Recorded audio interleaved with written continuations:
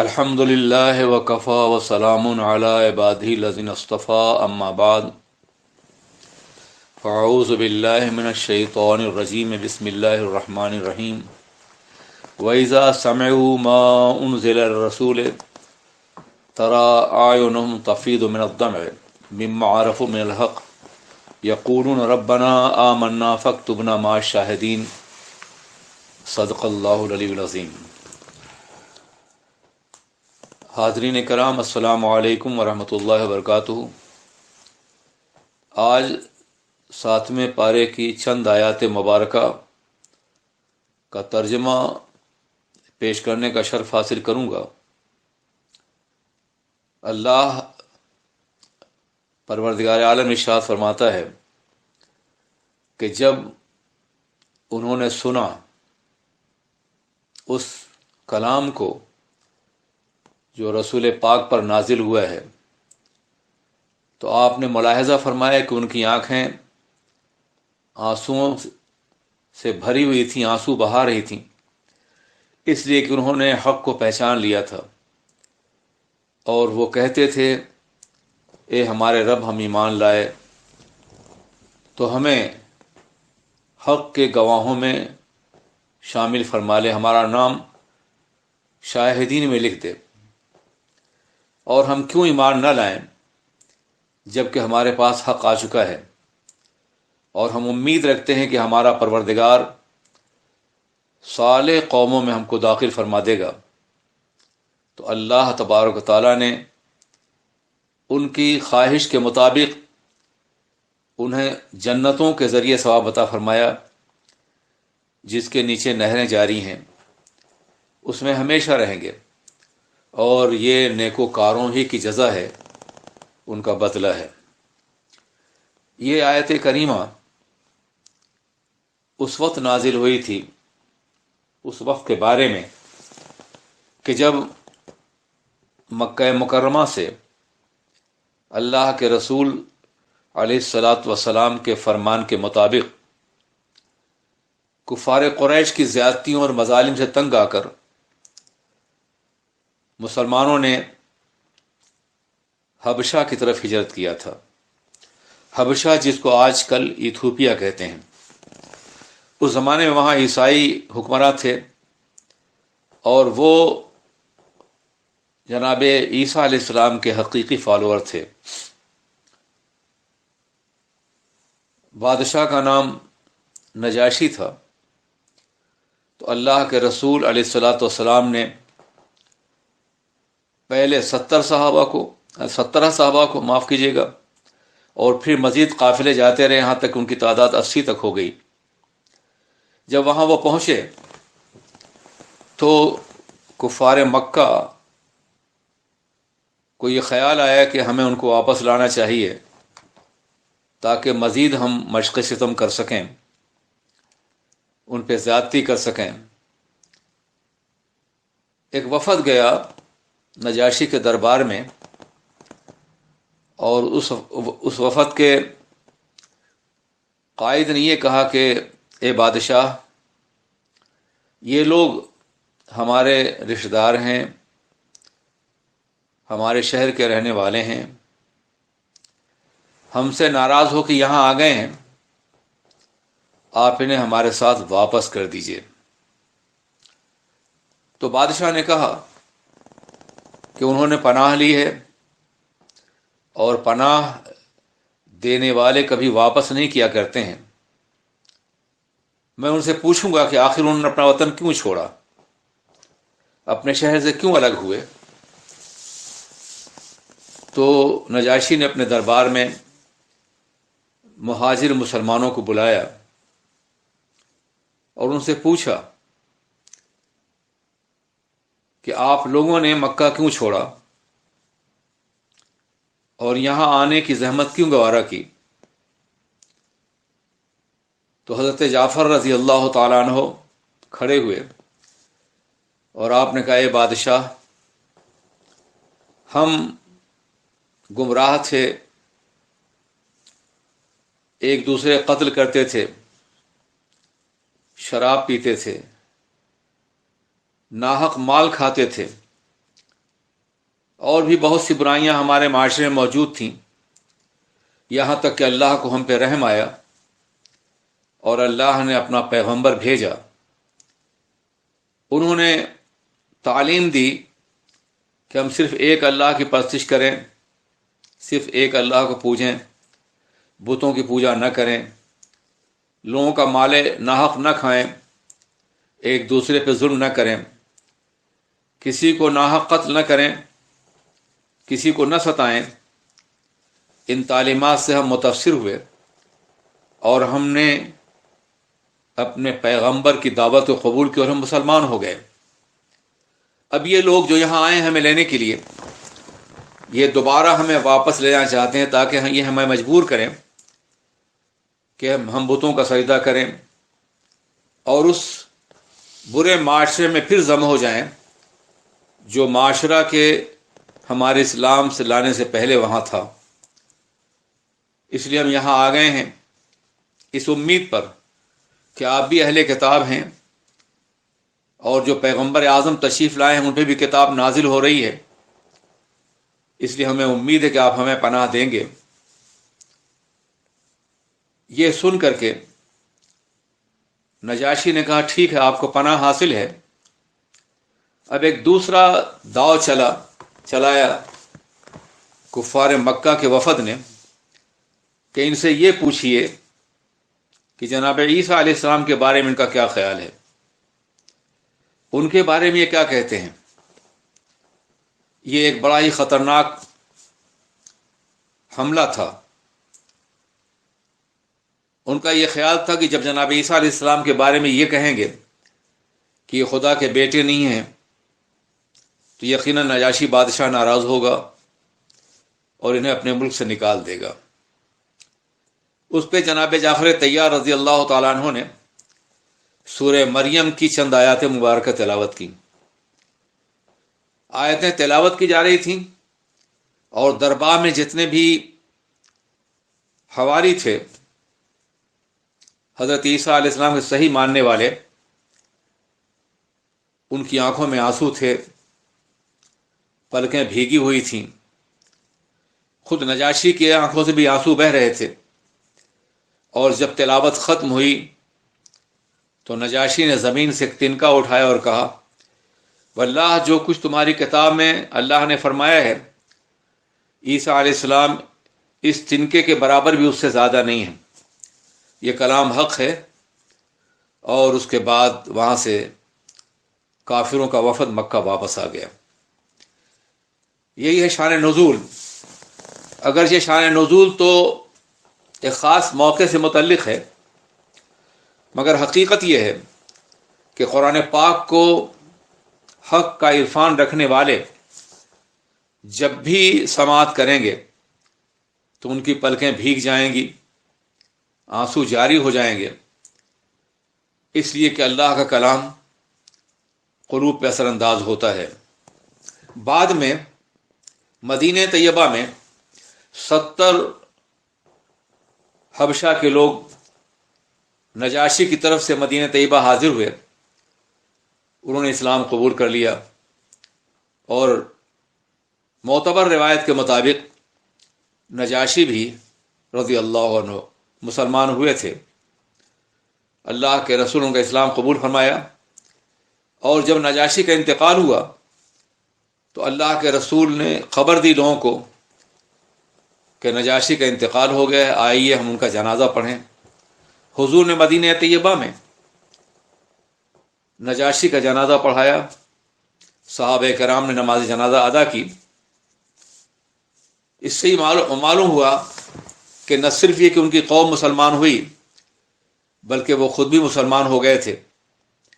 آپ اندازہ فرمائیں کہ آج بھی حبشہ میں ایتھوپیا مسلمانوں کی اکثریت اس لیے ہے کہ وہ انہی لوگوں کی اولاد سے ہیں جنہوں نے ابتداء اسلام قبول کیا تھا۔ آج بھی وہ اسلام پر قائم ہیں، اگرچہ اس وقت سے لے کے آج تک بے پناہ کوششیں ہوئی ہیں کہ حبشہ کے لوگ اسلام سے باز آ جائیں، مگر جب اسلام ایک مرتبہ دل میں گھر کر جاتا ہے، قلب میں بیٹھ جاتا ہے، تو دنیا کی کوئی طاقت اسے دلوں سے نکال نہیں سکتی ہے۔ نجاشی کی غائبانہ نماز جنازہ حضور نے پڑھی. تو بعض لوگ آج بھی کہتے ہیں کہ چونکہ آقا نے نماز جنازہ غائبانہ پڑھی تھی اس لیے مرنے والا کہیں بھی ہو ہم نماز غائبانہ پڑھ سکتے ہیں. ہمارا یہ کہنا ہے اور جمہور مسلمین کا کہ وہ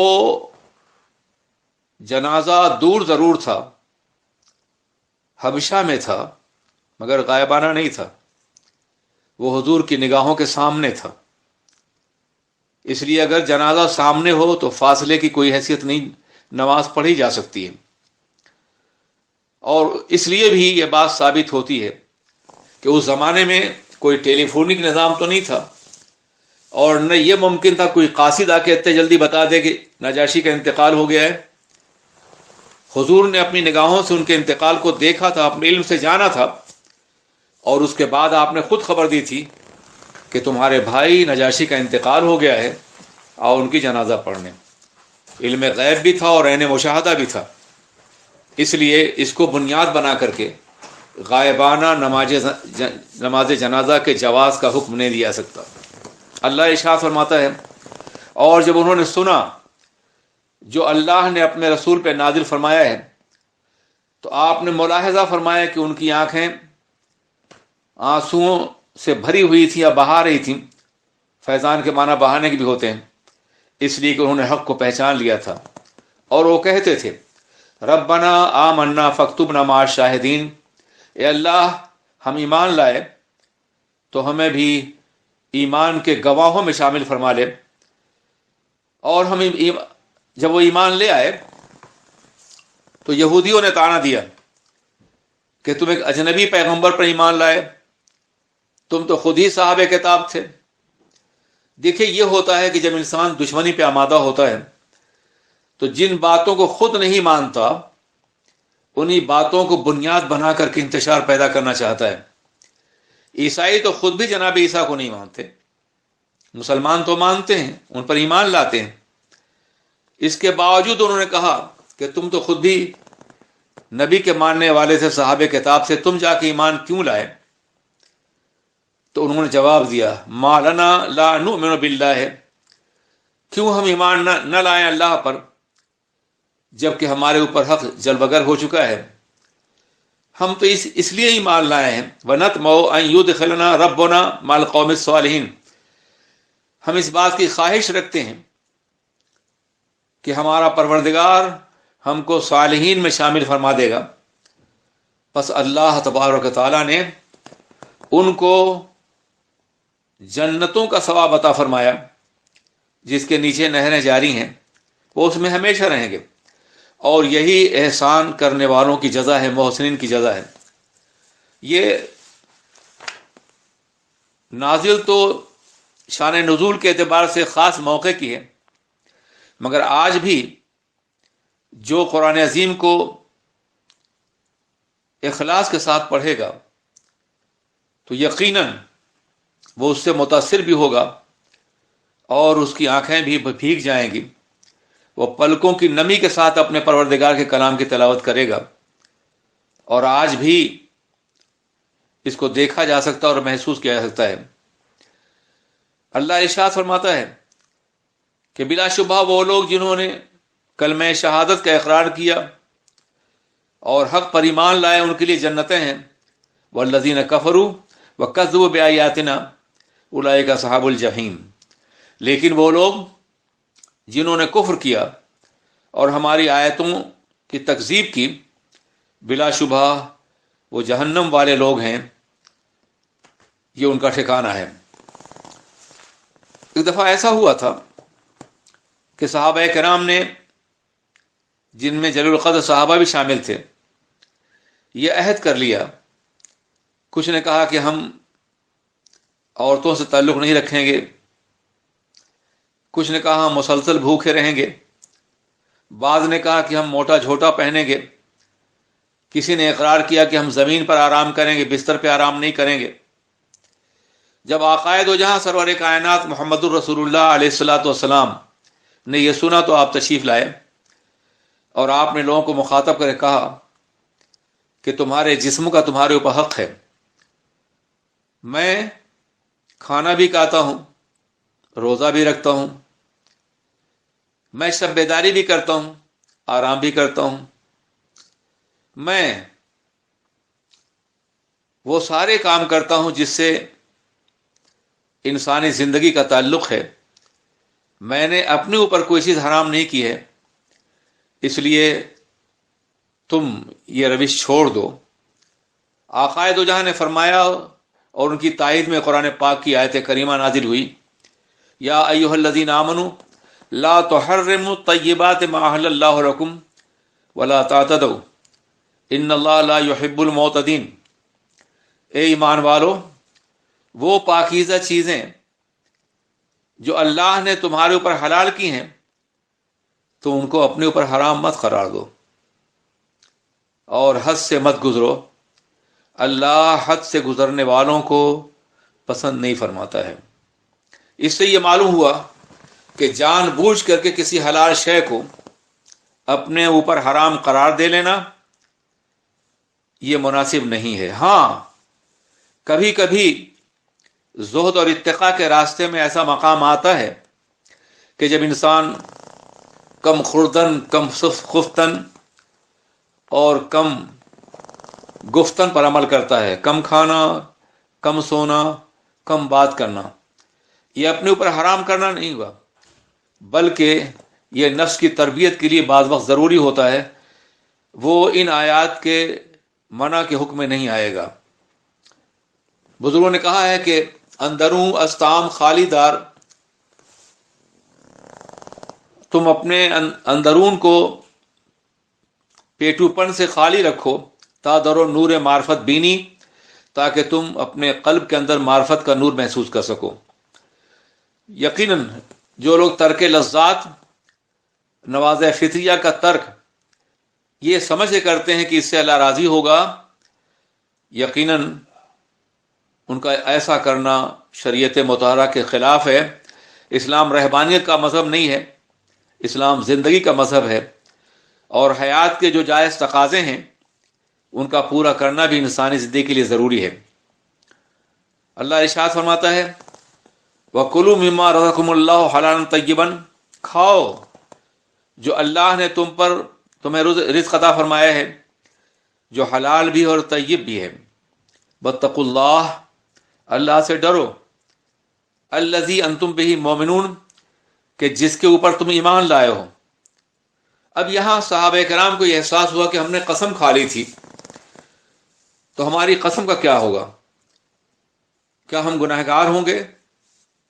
ایسے گناہگار جس پہ ہمارا مواخذہ ہو؟ تو اللہ نے ان کے اس خیال کے جواب میں یہ آیت کریمہ نازل کی، لا یؤاخذکم اللہ باللغو فی ایمانکم. اللہ تبارک تعالیٰ ان قسموں پہ مواخذہ نہیں فرمائے گا جو عادتاً تم نے بطور تکیہ کلام کبھی کبھی کر لیا کرتے ہو. آج آپ کسی عرب سے ملاقات کیجئے، کوئی بھی ڈیلنگ ہو، واللہ باللہ تاللہ سینکڑوں بار کہے گا. ایسی اور جگہوں بھی یہ رواج ہے، اگرچہ یہ رواج اچھا نہیں ہے کہ اللہ کی ذات کو بیچ میں لا کر کے قسم کھا کے اپنا مال بیچا جائے، لوگوں پہ اپنا یقین قائم کیا جائے، یہ مناسب نہیں ہے. مگر یہ عادتاً اگر کسی نے کہا ہے تو کبھی کبھی اس کا مواخذہ نہیں ہوتا. وَلَٰكِن يُؤَاخِذُكُم بِمَا عَقَّدتُّمُ الْأَيْمَانَ، لیکن اگر تم نے قسم ارادے سے کھائی ہے تو یقیناً اس پر تمہارا مواخذہ ہوگا اور تم سے سوال کیا جائے گا. پس اگر ایسا ہو تو اس کا کفارہ ادا کر دو.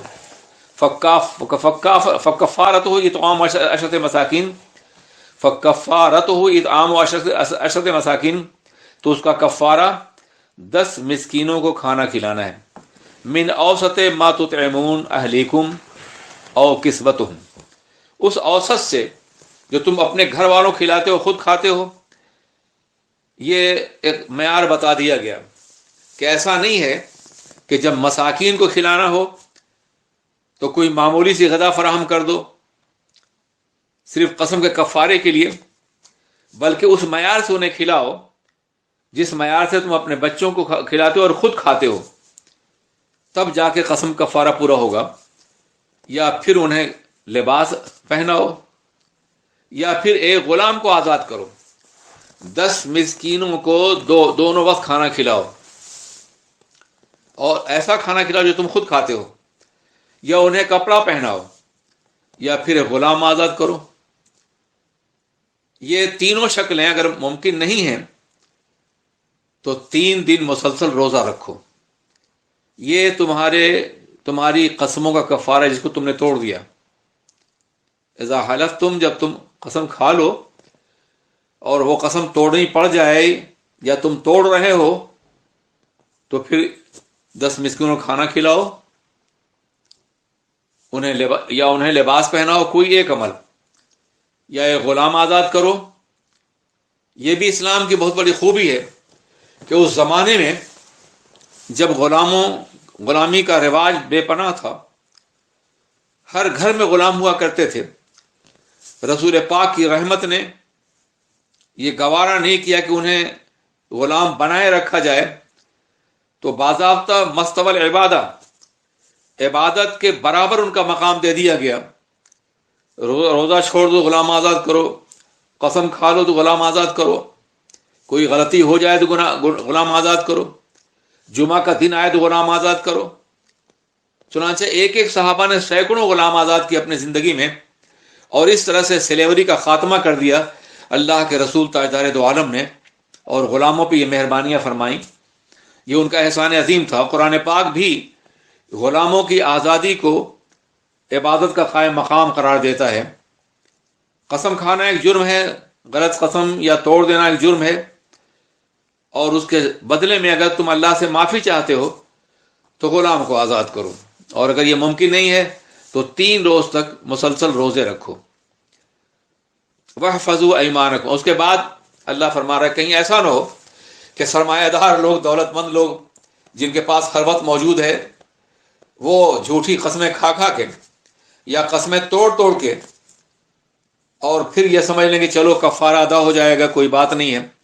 اس حالت میں ہے کہ جب تم سے ایسی حرکت ہو گئی ہے جیسا کہ اس واقعے میں موجود ہے، ارادتاً ہو گئی ہے مگر تمہارا ارادہ نہیں تھا قسم توڑنے کا، اب اگر ٹوٹ گئی ہے تو پھر یہ کفارہ ادا کرو.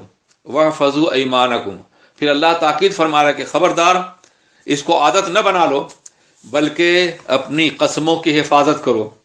جو قسم کھا لیتے ہو اسے پورا کرنے کی ہر ممکن کوشش کرو.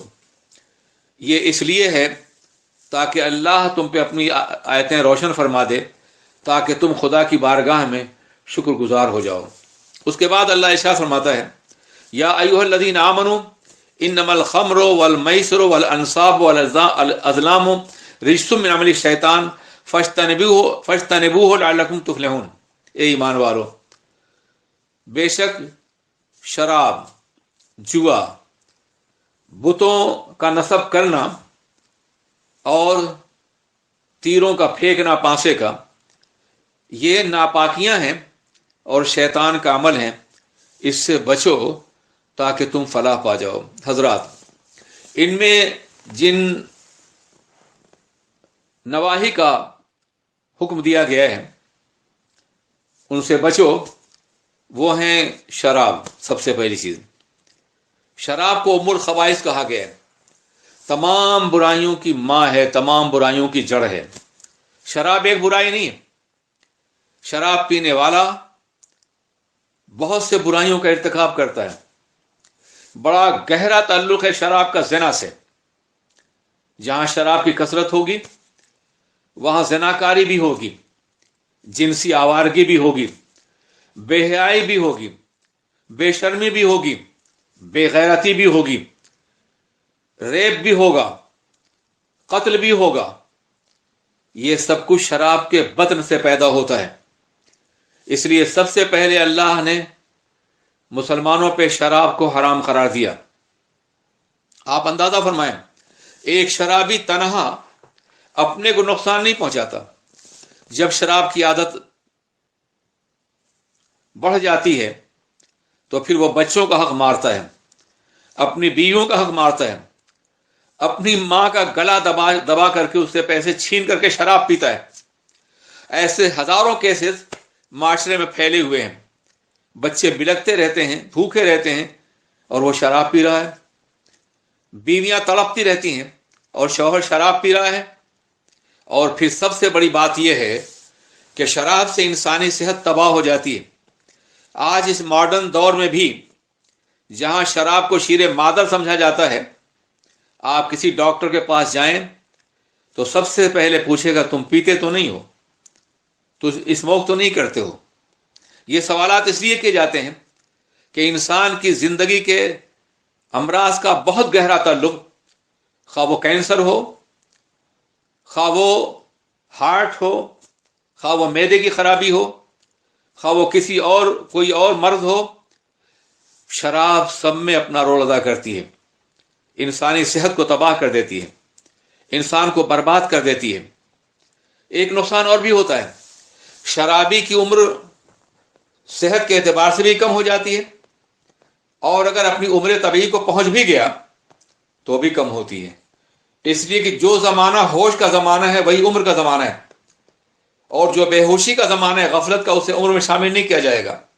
شرابی اگر 2 گھنٹے روزانہ بے ہوش رہتا ہے تو 60-70 سال کی عمر میں 2 گھنٹے ہر روز کے شمار کر لیجئے کتنے سال بن جائیں گے جب وہ خود بخود اپنی عمر سے خود کو الگ کر لیتا ہے اور بے ہوشی کے ساتھ نشے میں گزارتا ہے اپنی زندگی، جس میں وہ کسی کام کا نہیں رہ جاتا، ناکارہ ہوتا ہے وہ. اس لیے شراب کی حرمت کا اعلان فرمایا گیا. آپ اندازہ فرمائیں کہ آج سے 1400 سال پہلے شراب کو حرام قرار دے کر کے سرور کائنات محمد الرسول اللہ علیہ الصلاۃ والسلام نے کروڑوں افراد کی زندگیاں بچا لی اور آج بھی بچا رہے ہیں.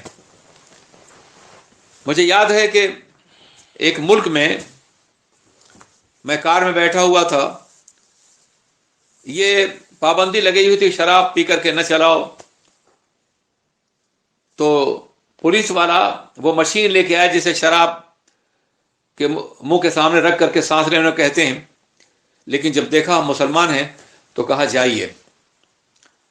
مسلمانوں کو دیکھ کے کبھی بھی انہوں نے اس بات کی کوشش نہیں کی کہ وہ شراب کے بارے میں ٹیسٹ کرتے ہوئے نظر آئیں.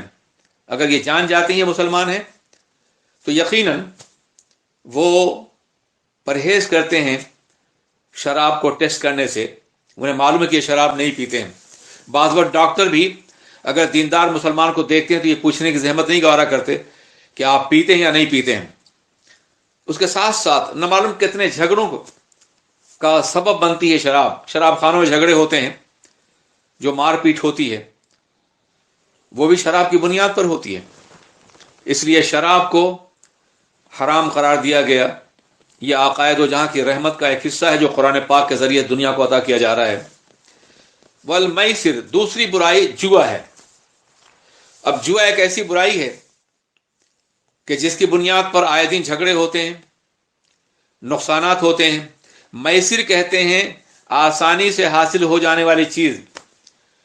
چونکہ جوا میں کوئی محنت نہیں کرتا ہے آدمی، بلکہ آسانی سے کسی دوسرے کا مال حاصل کر لیتا ہے، بغیر کمائے ہوئے، بغیر محنت کیے ہوئے، بغیر کسی حق کے کسی کا مال حاصل کرنا یوں بھی ناجائز ہے. اور جوئے کو شراب کے ساتھ ہی حرام قرار دیا گیا ہے، اس لیے کہ اس میں کئی آدمیوں کا مال سمٹ کر کے کسی ایک آدمی کے پاس آ جاتا ہے. اور بعض لوگ تو جوئے میں اپنی پوری زندگی کو ہار جاتے ہیں، اپنا سب کچھ گنوا دیتے ہیں، اپنا سب کچھ ضائع کر دیتے ہیں. میں ایسے لوگوں کو جانتا ہوں جنہوں نے قرض لیا، جوئے میں ہار گئے، اور پھر زندگی میں قرض کبھی ادا نہیں کر سکے اور وہ منظر سے غائب ہو گئے. اسی طریقے سے ایسے بھی واقعات پیش آئے ہیں کہ لوگ اپنی بیویوں کو جوئے میں ہار گئے. بلکہ تاریخی انسانی بڑا ایک دردناک واقعہ اسی ملک کا ہے کہ وہاں بیوی کو جوئے میں ہارنے کے بعد ایک بڑی جنگ ہو گئی تھی. اس سے آپ اندازہ کریں کہ یہ کتنا خطرناک عمل ہے اور کس قدر بے غیرتی ہے کہ انسان اپنی بیوی کو بعض وقت اپنی پراپرٹی کو، اپنی جائیداد کو رکھ کر کے اور پھر ہار جائے اسے۔ اسلام سعی و عمل کا مذہب ہے، کوشش پہم کا مذہب ہے۔ اسلام ہاتھ سے کمانے کو اور محنت سے مزدوری کر کے حاصل کرنے کو، کاروبار کرنے کو، نوکری کرنے کو کی تاکید کرتا ہے کہ تم جو کماؤ وہ حلال طریقے سے ہو اور جائز طریقے سے ہو۔ ہزاروں افراد کا مال لوٹ کر کے جوا کے ذریعے سے اپنے گھر میں بھر لو، یہ آسانی کی روزی، تو یہ آسانی کا عمل، معافی روزی نہیں، روزی وہ ہے جو حلال ہے، یہ آسانی کی دولت حرام ہے اسلام میں۔ اس کے بعد والازلام والانصاب، یہ بت جو نصب ہوتے تھے ان بتوں پہ چڑھاوے چڑھاتے تھے، ان سے منتیں مانگتے تھے اور نہ معلوم کتنے اعمال کہتے تھے۔ تو تنصیب اصنام کو انصاب کے نام سے یاد کیا گیا ہے۔ اور ازلام، یہ لوگ تیر پھینک کر کے قسمت کا پتہ لگاتے تھے۔ کبھی تیر اگر اپنے نشانے پہنچا یا صحیح مقام پہ پہنچا تو صحیح ہے ورنہ غلط ہے۔ اس طرح کے اور بہت سی فال لیتے تھے تیر کے ذریعے سے، اس لیے اس کو بھی حرام قرار دیا گیا ہے۔ اور لفظ حرام استعمال نہیں کیا شریعت نے، بلکہ رجس کہا ہے، رجس۔ حرام جو ہے یہ متضاد معنی رکھتا ہے اپنے اندر۔ حرام اسے بھی کہ جو منع کر دیا گیا ہو، اور حرام احترام کے معنی بھی ہے۔ اس لیے یہ عمل اتنے ناپاک ہیں کہ اللہ نے اس کو رجس من عمل الشیطان، پہلے کہا یہ ناپاکی ہے۔ ناپاکی تو بہت طرح کی ہوتی ہے، دنس بھی ناپاکی ہے، اور بھی الفاظ ہیں ناپاکی کے لیے، مگر یہاں رجس کہا گیا ہے۔ رجس اس ناپاکی کہتے ہیں جو سڑی ہوئی ہو، جس سے بدبو اٹھ رہی ہو، تو اسے ناپاکی کہا گیا ہے۔ آپ ذرا سوچئے، شراب جب بنتی ہے تو پہلے انگور، جو یا جس چیز سے بنتی پہلے اسے سڑایا جاتا ہے، جب اس سے بلبلے اٹھتے ہیں تو اسے ٹھنڈا کیا جاتا ہے، پھر شراب بنتی ہے۔ تو یہ سڑی گلی ہوئی، سڑا گلا ہوا مشروب انتہائی شاندار بوتلوں میں، خوبصورت پیمانوں میں دنیا میں فروخت ہو رہا ہے، اور دنیا اسے شوق سے پی رہی ہے۔ اسلام نے اسے ناپاک قرار دیا ہے۔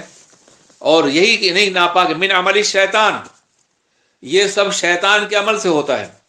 شیطان شراب پینے کی تلقین کرتا ہے، شیطان جوا کھلواتا ہے، شیطان انصاب و ازلام مبتلا کرتا ہے، تاکہ انسان اپنے کو تباہ کر لے، خدا کا باغی بھی ہو جائے، معاشرے کا بھی، اور گھر سے بھی نفرتیں سمیٹے۔ فَاجْتَنِبُوهُ لَعَلَّكُمْ تُفْلِحُونَ، تو اے لوگو اجتناب کرو، بچو ان باتوں سے، شراب سے، جوئے سے، انصاب و ازلام سے، تاکہ تمہیں فلاح مل جائے۔ اس کا مطلب یہ ہے کہ جو مبتلا شراب اور جوا میں ہوگا، انصاب و ازلام میں مبتلا ہوگا، وہ فلاح یافتہ نہیں ہوگا، نجات اس کو نہیں ملے گی۔ اس لیے حصول نجات کے لیے ضروری ہے کہ انسان ان باتوں سے مکمل طور پر پرہیز کرے، اسے حرام تصور کرے۔ اب اللہ وجہ بیان کرتا ہے کہ ہم نے کیوں انہیں حرام قرار دیا ہے، کیوں انہیں ناپاکی قرار دیا ہے۔ اس لیے کہ یہ شیطانی عمل ہے۔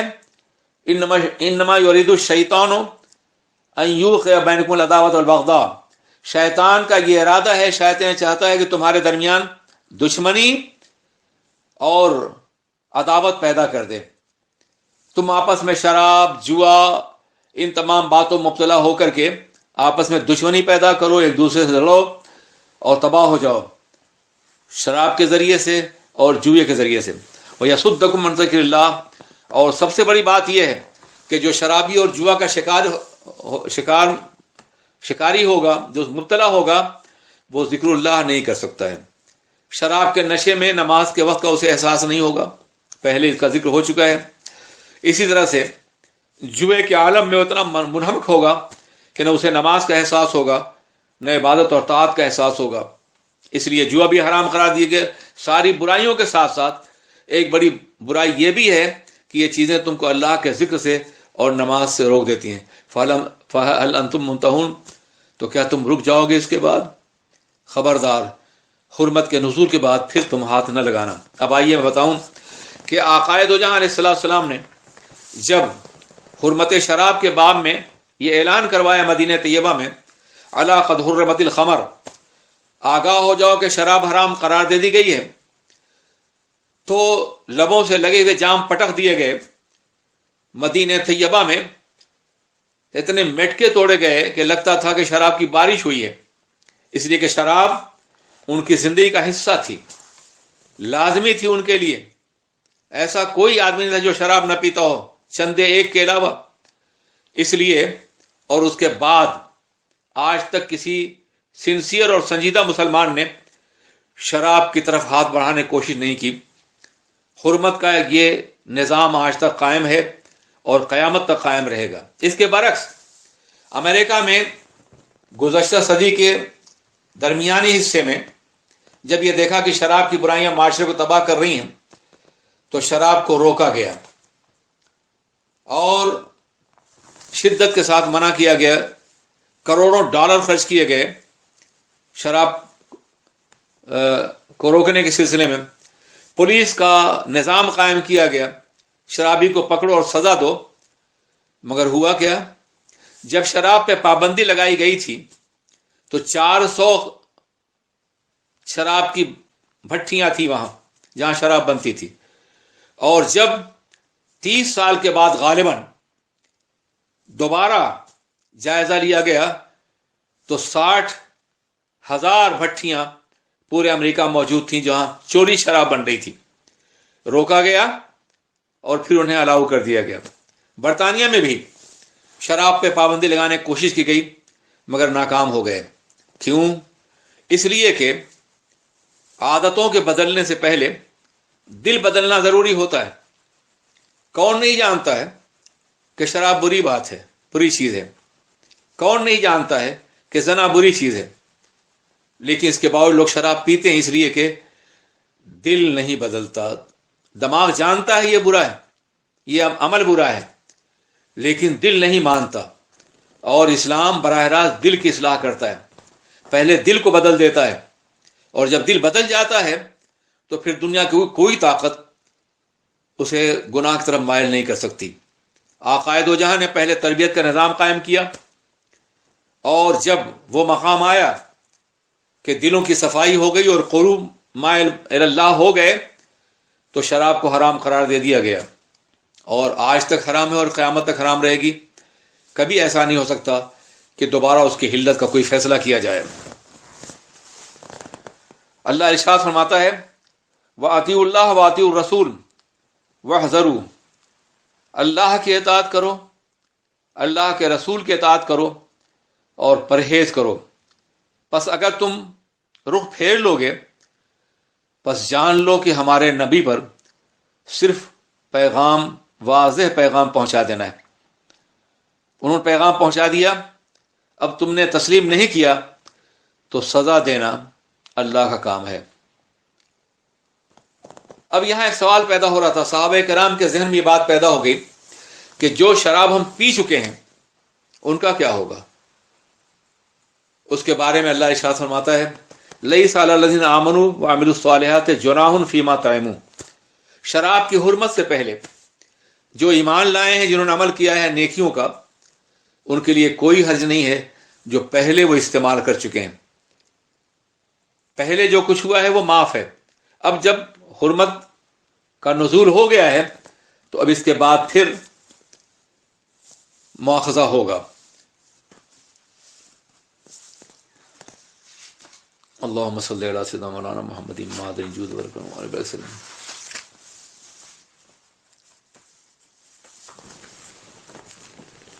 حضرات، اس سورت کا نام سورہ مائدہ ہے۔ مائدہ کے معنی دسترخوان کے ہوتے ہیں جس پہ کھانا کھایا جاتا ہے۔ اس سورت کا نام سورہ مائدہ کیوں ہے؟ اس سے متعلق ایک بڑا اہم واقعہ ہے۔ حواری جو حضرت عیسیٰ علیہ السلام کے صحابی تھے، جو ان پر ایمان لائے تھے، جب اللہ نے حواریین کو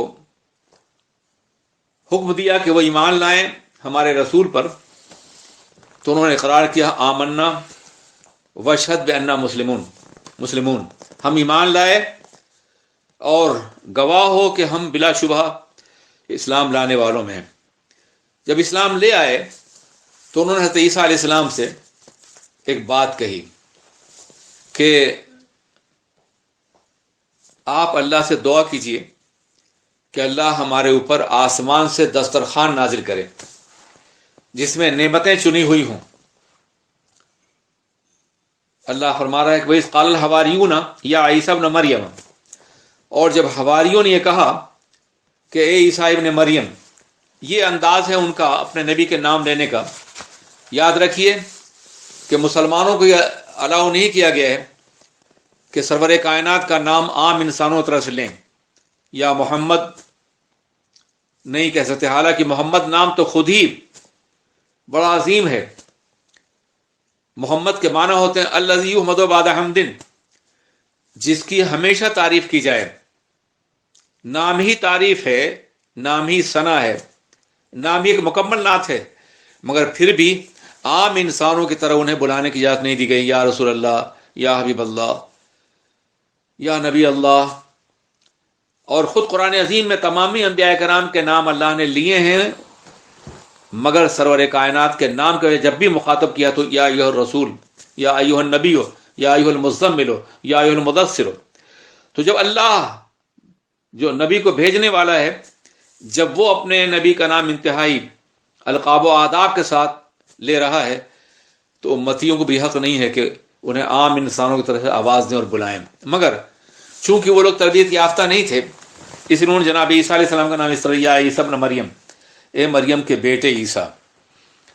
یا پھر یہ کہہ سکتے ہیں کہ ابھی نئے نئے دین میں داخل ہوئے تھے، ابھی ان کی تربیت نہیں ہو پائی تھی۔ اس کے بعد ایک اور سوال، هل يستطيع ربك ان ينزل علينا مائدة من السماء، کیا آپ کا رب ایسا کر سکتا ہے؟ یہ سوال ہی بڑا عجیب ہے۔ لیکن انسان کا مواخذہ اس کی صلاحیتوں کے اعتبار سے ہوتا ہے، دیتے ہیں بادہ ظرف قدر خار دیکھ کر۔ ابھی وہ اسلام لائے ہیں، جناب عیسیٰ پہ ایمان لائے ہیں، ابھی اللہ کی ذات اور صفات کے باب میں ان کی معلومات اتنی نہیں ہیں کہ اس لفظ کو محسوس کر سکیں کہ کیا آپ کا رب استطاعت رکھتا ہے۔ ایک مسلمان کبھی یہ نہیں کہے گا، وہ جانتا ہے اللہ قادر مطلق ہے، غنی اور بے نیاز ہے، لیکن پھر بھی ان ينزل علینا مائدۃ من السماء، کہ ہمارے اوپر آسمان سے دسترخوان نازل فرمائے۔ قال اتقوا اللہ ان کنتم مؤمنین، تو جناب عیسیٰ نے کہا اللہ سے ڈرو، اگر تم مومن تو یہ کیسا سوال کر رہے ہو؟ کیا اللہ کی قدرت کے بارے میں تمہیں کوئی شبہ ہے کہ تم یستطیع کہہ رہے ہو؟ یہ ساری باتیں جناب عیسیٰ علیہ السلام نے نقل نہیں فرمائیں جو انہوں نے کہا تھا، مگر اتقوا اللہ کہہ کر کے یہ انہیں یقین دلا دے کہ اللہ کے باب میں کہنے سے پہلے ڈرو اللہ سے کہ تم کیا کہہ رہے ہو۔ تب انہوں نے کہا قالوا نريد ان ناكل منها وتطمئن قلوبنا، ہم اس لیے کہہ رہے ہیں کہ تاکہ ہم اس دسترخوان سے کھائیں اور ہمارے دل مطمئن ہو جائیں، یعنی اطمینان قلبی بطور مشاہدہ ہو جائے، اور ہم یہ جان لیں کہ آپ نے سچ فرمایا ہے اور ہم اس کے گواہ بھی بن جائیں۔ تب جناب عیسیٰ علیہ السلام نے اپنے اللہ سے دعا کیا، قال عیسیٰ ابن مریم اللہم ربنا انزل علینا مائدۃ من السماء، اے ہمارے رب ہم پر آسمان سے دسترخوان اتار، تکون لنا عیدا لاولنا وآخرنا، تاکہ دسترخوان کا اترنا ہمارے لیے عید بن جائے، ہمارے لوگوں کے لیے بھی جو موجود ہیں اور آنے والے لوگوں کے لیے بھی، اور تیری طرف سے عظیم معجزہ اور نشانی بن جائے۔ وارزقنا وانت خیر الرازقین، اے اللہ ہمیں روزی عطا فرما اور بے شک تو بہترین روزی عطا فرمانے والا ہے۔ اللہ نے ارشاد فرمایا قال اللہ انی منزلها علیکم، ہاں میں نازل کروں گا تم پر، مگر اس شرط کے ساتھ کہ اگر دسترخوان کے نزول کو دیکھ کر کے بھی کوئی کفر کرے گا تو میں اسے دردناک عذاب دوں گا۔ فمن یکفر بعد منکم فانی اعذبہ عذابا لا اعذبہ احدا من العالمین، پس اگر تم میں کوئی اس کے بعد کفر کرے گا تو میں اسے ایسا عذاب دوں گا کہ اس سے پہلے عالمین میں نے کسی کو نہیں دیا ہوگا۔ یہاں سے مفسرین اور علماء تحقیق نے یہ کہا ہے کہ جب کوئی قوم اپنے نبی سے معجزہ طلب کرے اور نبی معجزہ دکھا دیں اور پھر وہ قوم ایمان نہ لائے تو اس قوم پر یقیناً عذاب نازل ہو جائے گا. یہی وجہ ہے کہ سرور کائنات محمد الرسول اللہ علیہ السلام نے بہت سے معجزات دکھائے بغیر طلب کے، لیکن طلب کے بعد کبھی کبھی آپ نے معجزہ نہیں دکھایا، اس لیے کہ ہم نے دکھایا اور یہ ضدی قوم معجزے پہ ایمان نہ لائی تو اللہ کا عذاب آ جائے گا. یہ بھی رحمت عالم کی رحمت للعالمین تھی کہ انہوں نے معجزات نہیں دکھائے مطالبے کے باوجود بعض حالات میں. حضرات، یہاں سے ایک بات اور بھی مفسرین لکھی ہے کہ انہوں نے کہا تھا کہ اللہ ہم پہ دسترخوان نازل فرما تاکہ ہمارے لیے اور ہمارے بعد والوں کے لیے عید ہو جائے. پتہ چلا کوئی نعمت ملے، کوئی خوشی ملے اللہ کی طرف سے تو اس پر عید منانا جائز ہے. بتائیے، اللہ کے رسول سے بڑی کوئی نعمت ہو سکتی ہے؟ ان سے بڑا کوئی انعام ہو سکتا ہے؟ اس لیے ان کے یوم میلاد کو بطور عید منانا، عید میلاد، یہ صرف جائز ہی نہیں ہے بلکہ سنت ہے اور بالواسطہ مطالبہ ہے قرآن عظیم کا. پروردگار عالم ہمیں حق پہ قائم رکھے اور اپنے نبی سے بے پناہ محبت کی توفیق عطا فرمائے. السلام علیکم ورحمۃ اللہ وبرکاتہ. آج ہی SDI آڈیو کو سبسکرائب کریں، بیل آئیکن پر کلک کریں. ہماری حوصلہ افزائی کے لیے کمنٹس، لائک اور شیئر ضرور کرتے رہیں.